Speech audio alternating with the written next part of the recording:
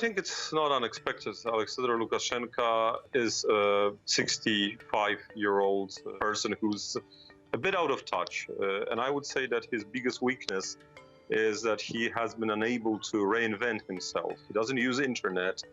And I think that the scale of the protest took him by surprise. He is, of course, as every authoritarian leader, ready to use force, but he is not a bloodthirsty dictator. So this reaction isn't very much of a surprise. However, I would just turn the attention to the fact that the change of tone and the proposal he made means that he stays in power. Well, I would say that there are basically three ways out of this situation.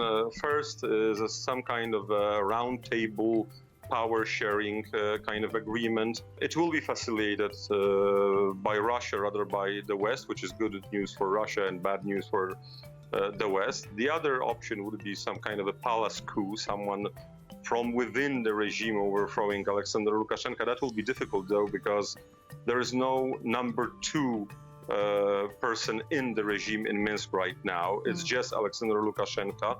The third option would be a crackdown, a military kind of crackdown, and I would not exclude that kind of possibility.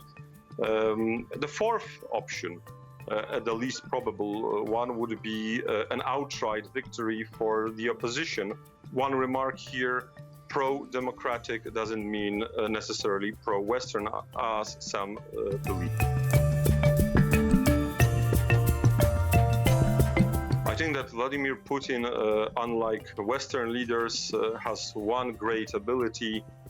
He creates situations in which he wins whatever happens. I mentioned the three likely and one unlikely scenario. Actually, all of them are good for Vladimir Putin. Not a single one is actually very good for the West. Russia has this tendency of conducting foreign policy based on tactics rather than long-term strategies. So I would say that if I were to say what Russia will do today, this might be wrong tomorrow, because tomorrow Russia might take a different decision. It's all about tactics.